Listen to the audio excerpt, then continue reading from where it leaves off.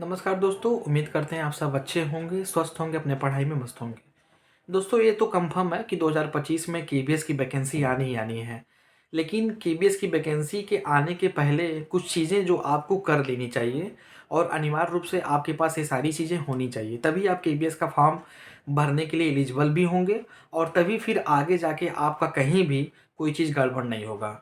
देखिए नंबर 1, आपके पास जब भी देखिए केबीएस का नोटिफ़िकेशन आता है, कोई भी आप उठा लीजिए किसी भी ईयर का, तो उसमें खासकर जिन बच्चों का कैटेगरी होता है, कैटेगरी सर्टिफिकेट होता है, उसको लेके वहाँ पे साफ-साफ लिखा रहता है कि जो कैटेगरी सर्टिफिकेट है, वो आपका जो भी डेट में वैकेंसी आया रहता है, उससे जो है पहले का होना चाहिए, उसके बाद का नहीं होना चाहिए। सपोज़ दैट अगर वैकेंसी आपकी मान लीजिए 20 मार्च को निकलती है, तो आपके पास जो कैटेगरी सर्टिफिकेट होना चाहिए, वो 20 मार्च से पहले का होना चाहिए। और बहुत बच्चे गलती कर देते हैं। गलती करने का मतलब जब वैकेंसी आ जाती है तो उसके बाद वो क्या करते हैं, फिर वहाँ पे नया सर्टिफिकेट बनाते हैं। नया सर्टिफिकेट जो है बनवाते हैं और जब बहुत पुराना भी होता है तो बहुत पुराना पर भी वो वहाँ पे मान्य नहीं करते, मतलब वो रिसेंट का लेते हैं कि इतने समय से लेके इतने समय के बीच का होना चाहिए, मतलब वो साल भीतर का ही लेते हैं, 1 साल के अंदर का ही लेते हैं। बहुत जो होते हैं जिनके पास 2 साल पुराना या 3 साल पुराना होता है, तो फिर उनको आगे जाके वहाँ पे एफिडेविट देना होता है और क्या-क्या करना पड़ता है, तो एक ये प्रॉब्लम यहाँ क्रिएट होती है। तो आपको नंबर 1 मान लीजिए मार्च में वैकेंसी आने वाली है, तो मैं यहाँ पे आपको पर्सनली सजेस्ट करूँगा कि अभी जो है, जो 2025 में जो जनवरी आ रहा है, उस जनवरी में एक अपना आप कैटेगरी सर्टिफिकेट बनवा लीजिए। बहुत बच्चे इसमें भी गलत काम करते हैं। गलत काम ये करते हैं कि उनको ये पता नहीं होता है कि कैटेगरी सर्टिफिकेट हमको स्टेट गवर्नमेंट का देना है कि सेंट्रल गवर्नमेंट का देना है। तो भाई ये केंद्र की वैकेंसी है। यहाँ पे जो आपको कैटेगरी सर्टिफिकेट देना है, वो सेंट्रल का देना है। तो जो आप कैटेगरी सर्टिफिकेट बनवाएँगे, वो आपके सेंट्रल गवर्नमेंट का होना चाहिए। ठीक है? तो इस चीज़ को आप यहाँ पे जो है जान लीजिए भली-भाँति कि कैटेगरी सर्टिफिकेट आपको सेंट्रल का देना है। तो अभी इधर समय है, इसको यहाँ पे कर लीजिए, पहला चीज़ हो गया। दूसरी चीज़, आपके पास जो है निवास प्रमाण पत्र होना चाहिए, क्योंकि अब आजकल ये भी हो गया है कि बहुत लोग आधार में जो है एड्रेस का करेक्शन करवाते हैं और उनका रियल एड्रेस कुछ और होता है, तो उसको फर्दर वेरीफाई करने के लिए वो आपका निवास प्रमाण पत्र चेक करते हैं। तो एक निवास प्रमाण पत्र भी आप बनवा लीजिए। ये 2 चीज़ आप हर हाल में बनवा लीजिए, एक निवास प्रमाण पत्र और एक आपका कास्ट सर्टिफिकेट, ठीक है? तो ये 2 चीज़ आप इधर जनवरी में अप्लाई कर देना। अब हम बात करते हैं तीसरी चीज़। अब जैसे बहुत बच्चे ये होते हैं कि जैसे सपोज दैट जिनका इधर जून या जुलाई में पूरा हो गया, ग्रेजुएशन मान लो पूरा हो गया या मान लो पीजी पूरा हो गया, तो उन्होंने क्या किया कि उन्होंने रिजल्ट ले लिया लेकिन उसकी वहाँ पे डिग्री नहीं ली या रिजल्ट नहीं ली, वही जो है यूनिवर्सिटी का जो वेबसाइट से जो रिजल्ट है उसको निकाल के वो चल रहे हैं अभी। तो ये काम मत कीजिए, आप जाइए प्रॉपर जो है वहाँ से रिजल्ट ले लीजिए। अगर रिजल्ट अगर आपको अभी नहीं मिला है, मान लीजिए आपकी यूनिवर्सिटी में भी रिजल्ट नहीं छपा है, तो आप जाइए एक प्रोविज़नल ही वहाँ से निकलवा लीजिए, लेकिन निकलवा लीजिए। दूसरा जो डिग्री वाले बच्चे हैं, डिग्री भी माँगा जाता है, तो डिग्री भी आप वहाँ पे ले लीजिए। जैसे रिजल्ट तो रिजल्ट भी लीजिए लेकिन डिग्री भी ले लीजिए। और डिग्री अगर आपको अभी आपकी यूनिवर्सिटी में नहीं छपा है, आपको नहीं मिल पाया है, तो कम से कम एक प्रोविज़नल डिग्री आप मँगवा के रखवा लीजिए।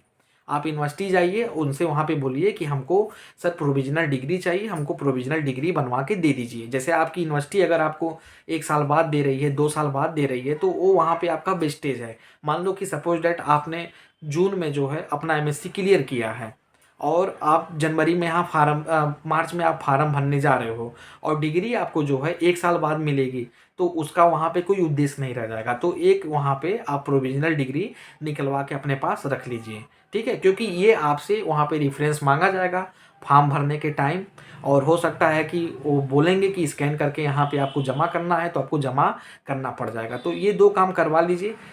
2 काम क्या कि पहला आपको कास्ट सर्टिफिकेट, डोमिसाइल सर्टिफिकेट, और दूसरा काम क्या? दूसरा काम ये कि डिग्री या फिर रिजल्ट जो है आपको वहाँ पे निकलवा लेना है। अगर प्रोविज़नल डिग्री मिल रही है तो प्रोविज़नल, और बाकी रिजल्ट तो आपको ले ही लेना है।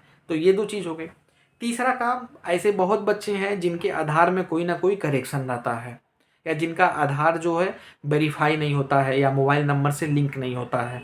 मान लो कि आप फॉर्म भर रहे हो, आधार नंबर डाले वहाँ पे, और वे मालूम चल रहा है कि आधार आपका लिंक नहीं है या आधार में क्या है कि गड़बड़ी है, कुछ माइनर मिस्टेक है कि आधार में नाम का यहाँ पे कुछ और है। जैसे मान लो कि सपोज दैट आपका डिग्री में या सर्टिफिकेट में कहीं नाम है कुमारी सविता और आधार में आपका नाम है सविता गुप्ता।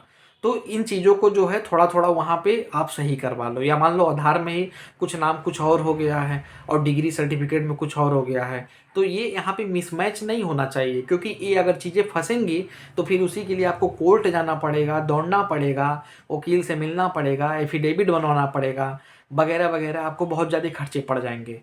तो इन चीज़ों को भी आप सही करवा लीजिए। अगर कोई करेक्शन है तो उस करेक्शन को सही करा लीजिए। जैसे अभी एक लड़की थी, उन्होंने मेरे पास मैसेज किया था कि मेरा इंटर ग्रेजुएशन और पोस्ट ग्रेजुएशन में नाम का स्पेलिंग सर सही है, लेकिन हाई स्कूल वाले में क्या था कि वहाँ पे मेरे नेम की स्पेलिंग में एक ई गायब है। तो ये चीज़ नहीं होना चाहिए। अगर माइनर भी अगर कहीं रहेगा तो वही माइनर आपको वहाँ पे परेशान कर देगा। तो इन चीज़ों को देख के आप दुरुस्त करवा लीजिए, सही करवा लीजिए। दुरुस्त करवाने का मतलब कि जैसे मान लो कोई ब्लंडर मिस्टेक है, अब जैसे मान लो हाई स्कूल में आपका सर्टिफिकेट में कहीं पे मान लो एक ही नहीं है और बाकी सब में है, तो उसके लिए भाई मजबूरी है कि आपको उस समय सप्लीमेंट्री एफिडेविट एक देना पड़ेगा कि भाई हम प्रमाणित करते हैं, बताते हैं कि हमारे द्वारा दी गई सारी जानकारी सत्य है और इसके अलावा इसमें कोई भी मैंने त्रुटि या फिर गलत जानकारी नहीं दी है। अगर मैंने दी है तो मेरे ऊपर कानूनी कार्रवाई की जाए। मतलब इस तरह का आप वहाँ दे सकते हैं। लेकिन अगर आपका अगर छोटा-मोटा करेक्शन है, जैसे आधार में हो गया या मान लीजिए अभी आपकी रिसेंट की यूनिवर्सिटी का जो आप पास आउट करके निकले हो उसमें हो गया, तो इन सब चीज़ों को वहाँ पे चेक करवा लीजिए। दूसरी चीज़ एक और बात, चूँकि मैं यूनिवर्सिटी से हूँ तो मैं आपको बता दूँ, बहुत ऐसे बच्चे होते हैं कि जिनके रिजल्ट पे एनरोलमेंट नंबर नहीं होता है। एनरोलमेंट नंबर उनके रिजल्ट पे नहीं होता है, उनकी डिग्री पे होता है, या जिनकी डिग्री पे होता है उनके रिजल्ट पे नहीं होता है। तो इन चीज़ों को भी एक बार देख लीजिएगा कि कहीं एनरोलमेंट नंबर आपका ऐसा ना हो कि आपके यूनिवर्सिटी पे है और डिग्री पे नहीं है, या डिग्री पे है तो आपके रिजल्ट पे नहीं है। तो इन चीज़ों को भी एक बार वेरीफ़ाई करा लीजिएगा। ऐसा अभी हमारे यहाँ मामला पकड़ में आया था और बहुत सारे बच्चों का जो है फिर से वहाँ पे नई डिग्री और वहाँ पे जो है मार्कशीट उनको जनरेट करके दिया गया। तो एनरोलमेंट नंबर ज़रूर चेक कर लीजिएगा। सर्टिफिकेट नंबर अलग होता है, एनरोलमेंट नंबर अलग होता है।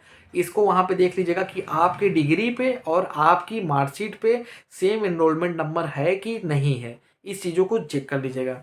तो ये अभी इतने काम मैं जो बता रहा हूँ इसको आप करा लीजिए। बहुत लोग को ये मज़ाक लगेगा, हँसी लगेगा कि ये क्या-क्या लेके आ जाते हैं। भई हमारा काम है बताना और आपको सही रास्ता दिखाना, उस रास्ते पे आपको अग्रसर करना। तो इतने काम आप करवा लीजिए और करवाने के बाद फिर आप देखिए कि मार्च में फॉर्म जो आ रहे हैं, तो उसमें आपको कहीं पर भी इधर-उधर भागना नहीं पड़ेगा, दौड़ना नहीं पड़ेगा। क्योंकि मैं देखा हूँ कि जब फॉर्म आ जाते हैं तो बच्चे फिर इन्हीं चीज़ों के लिए फिर जब दौड़ने लगते हैं, तो फिर जहाँ ₹1 खर्चा होना होता है, वहाँ वो ₹4 खर्चा करते हैं, ₹10 खर्चा करते हैं। तो ये चीज़ नहीं होना चाहिए। आप इन चीज़ों को इधर करा लीजिए। ये सारे डॉक्यूमेंट रहेंगे तभी आप अच्छे से फॉर्म डालेंगे और तभी उस चीज़ का वहाँ पे बढ़िया बेनिफिट लेंगे। आपको नाचना नहीं पड़ेगा, आप संयम तरीके से अपनी पढ़ाई करेंगे। तो आज के लिए इतना ही, और बाकी मैं यही कहूँगा कि आप अपनी अच्छी से प्रिपरेशन कीजिए, तैयारी कीजिए। इधर-उधर की बातों में मत आइए। बहुत अभी भी आपके बहुत सारे सवाल आ रहे हैं, कन्फ्यूज़ हैं वैकेंसी को लेके। कुछ नहीं, बस इस बार ये सोचिए कि 2025 मेरा अपना साल है और इस साल हमको अपनी एक सीट हर हाल में निकालनी है, मुझे कोई रोक नहीं सकता है। बस चाहे दिन चाहे रात मुझे एक करके लगना है और हर हाल में अपनी एक सीट हम निकालेंगे तो निकालेंगे। बस इतना सोचिए और उसी सोच के साथ अपनी तैयारी कीजिए। बाकी स्टडी भी सुशील सर आपके साथ है। पहले भी थे, आज भी हैं और आगे भी रहेंगे, हमेशा रहेंगे। आज के लिए इतना ही। बहुत-बहुत धन्यवाद।